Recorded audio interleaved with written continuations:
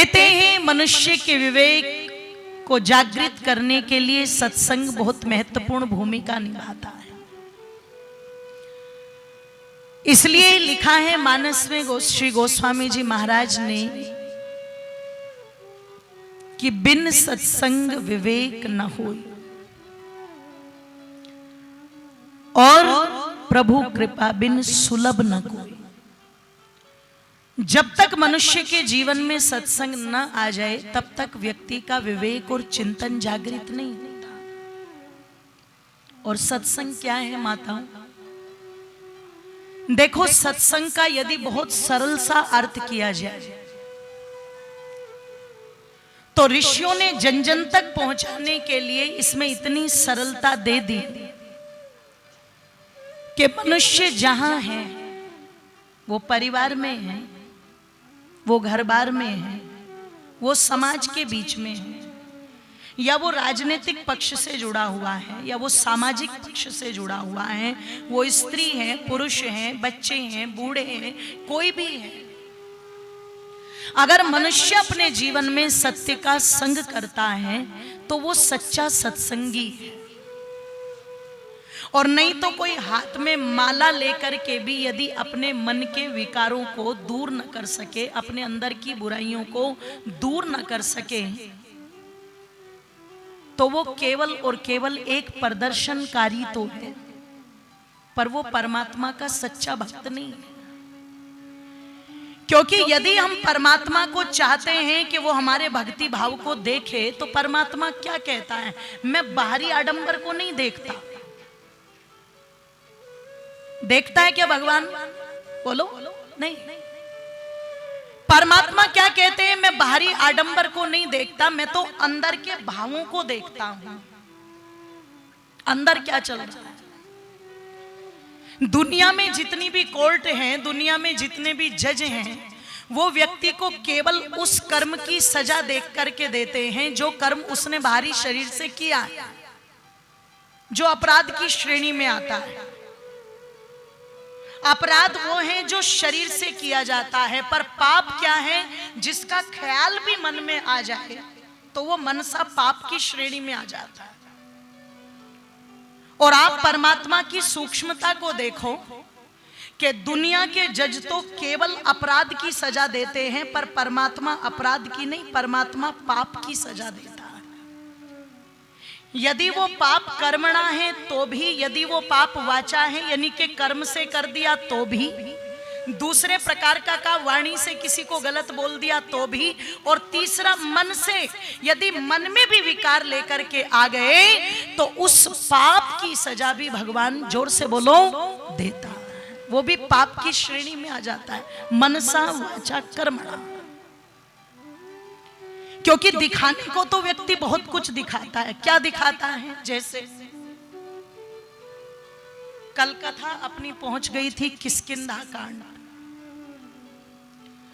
जहां सुग्रीव और भगवान श्री राम जी की मित्रता हो गई है।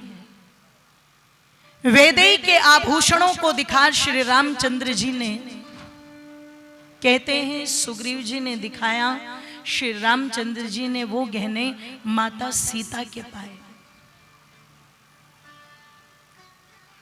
सुग्रीव कहते हैं, मेरे मित्र,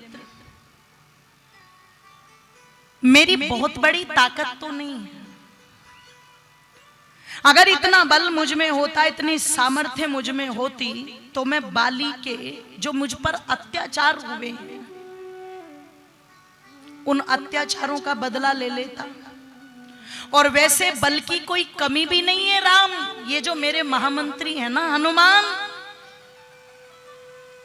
ये कैसे हैं? अतुलित बल धामा,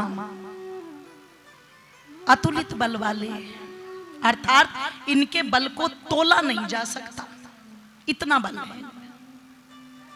लेकिन क्या करूं, रिश्ता बीच में आता है, वो मुझे रोकता है।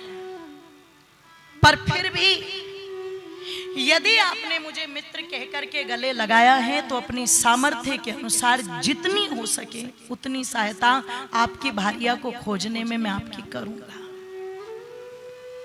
तो देखो श्री राम का स्वभाव क्या है लोगों, ये नहीं कहा कि हाँ तुम पहले मेरी मदद करो।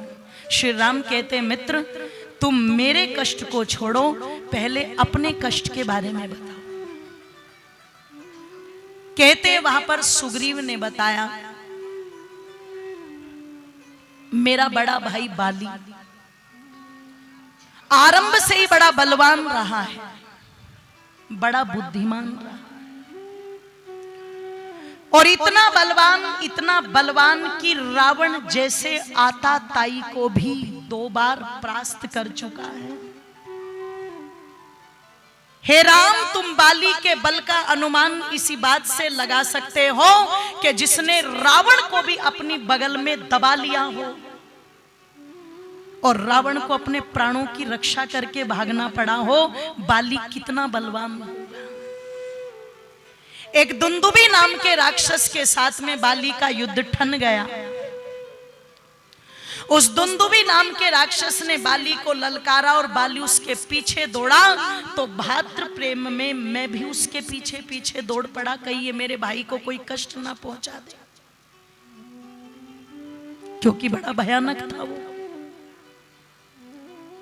दोनों में युद्ध ठना और उस युद्ध की तुलना मैं कर नहीं सकता, मैं कह नहीं सकता कितना भयंकर युद्ध था।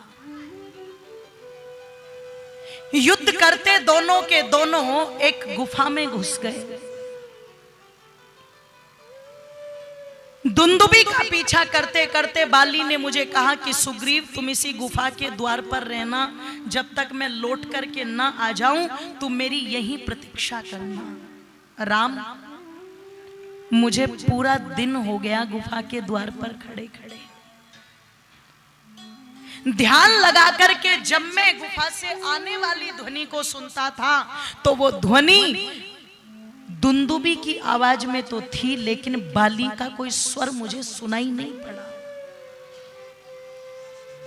और जब मुझे प्रतीक्षा करते करते शाम हो आई तो मैंने ये निश्चय जान लिया कि बाली की कोई ध्वनि नहीं है, इसका मतलब बाली जीवित नहीं है, वो मर चुका।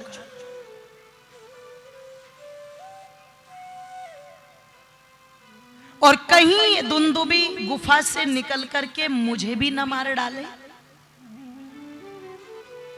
अपनी सामान्य बुद्धि से ये विचार मैं करके उस गुफा के सामने एक बड़ा सा पत्थर अड़ा करके और मैं वहां से वापस आ गया। आकर के मैंने जो सभासद थे, जो मंत्री गण थे, उन सबको इस विषय में बताया, तो सबने बाली को मरा हुआ जान करके अगले दिन मुझे सिंहासन पर आरूढ़ कर दिया, राजा बना दिया। लेकिन कई दिन बीत जाने के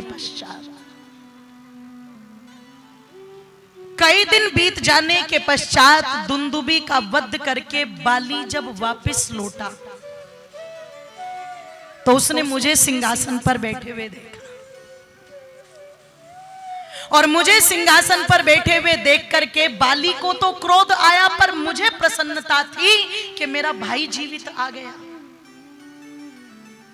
मैं कुछ कहता अपने भाई से, लेकिन उसने मुझे सुना ही नहीं। उसने ये जान करके कि गुफा के सामने मैंने जो पत्थर अड़ाया वो जानबूझ करके अड़ाया। उसे लगा कि मैं सिंहासन पर बैठा हूं तो मेरे मन में सिंहासन को लेके कोई लालच पहले से था, और ये जान करके मुझे बड़ा पूरी सभा के बीच में, सब वानर वासियों के बीच में मुझे अपमानित करके निकाल दिया अपने महलों से। और जब मैंने चाहा कि मैं अपनी पत्नी रूमा को लेकर के निकल जाऊं तो रूमा को भी अपने पास रख लिया, आने नहीं दिया। तब ये हनुमान जी जो अत्यंत धर्मात्मा है, ये जामवंत जी जो अत्यंत धर्मात्मा है, ये जानते थे कि मेरी कोई गलती नहीं, मेरी कोई त्रुटि नहीं, इसलिए ये भी मेरे साथ चले आए। तब से मैं यहीं पर रहता हूं। उस समय श्री रामचंद्र जी ने कहा, कि जो अपने पुत्र समान भाई का सम्मान नहीं कर सकता, जो अपनी पुत्री समान भाई की पत्नी को अपने पास रखे, ऐसे व्यक्ति को जीवित रहने का कोई अधिकार नहीं। और सुग्रीव, यदि धर्म को स्थापित करना है तो निश्चित बाली को मरना तो पड़ेगा। अच्छा, जब श्री रामचंद्र जी ये कहते हैं और कई सारे हेतु देते हैं, तो सुग्रीव जी ने एक बार भी ये नहीं बोला कि नहीं नहीं मैं अपने भाई को मारना नहीं चाहता। इसका मतलब कहीं ना कहीं मन में कुछ तो गड़बड़ थी सुग्रीव जी के, पूरी तरह स्पष्ट चरित्र नहीं था। और कहते हैं जब श्री रामचंद्र जी ने कई सारे सिद्धांतों को गिना करके ये कहा, तो सुग्रीव एकदम से तैयार हो गया। तैयार तो हो गया, लेकिन जब बाली के बल के बारे में सोचने लगा तो कहता है, हे राम, जिस बाली ने रावण को भी अपनी बगल में दबाया, क्या लगता है उस बाली को मारना इतना आसान होगा? श्री रामचंद्र जी कहते हैं, सुग्रीव तुम मुझे बाली के बल के विषय में बताओ। तो सुग्रीव के द्वारा बाली के बल के बारे में बताया गया। और सुग्रीव कहते हैं कि कई हाथियों जितनी ताकत बाली की भुजाओं में है। और मित्र राम सुनो, वो बाण को कितनी तीव्रता से चलाता है कि जब उसका एक बाण चलता है तो यदि पंक्तिबद्ध 7 साल के वृक्ष खड़े हो तो एक बाण से ही बाली के चलने से सातों के सातों वृक्ष कट कर के गिर जाते हैं। उसके बल का अनुमान यहीं से लगाया जाता है। मुझे संदेह है, पता नहीं तुम बाली को मार पाओगे या नहीं। निवेदन कर दूं, लक्ष्मण जी को संदेह नहीं है,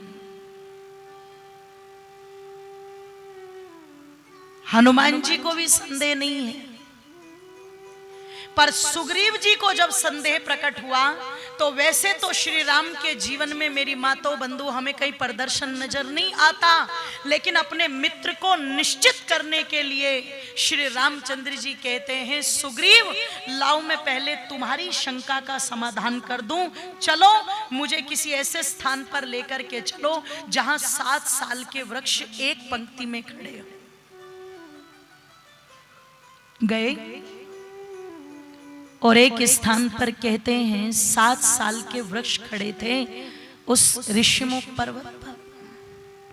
श्री रामचंद्र जी ने मेरी माताओं धनुष उठाया,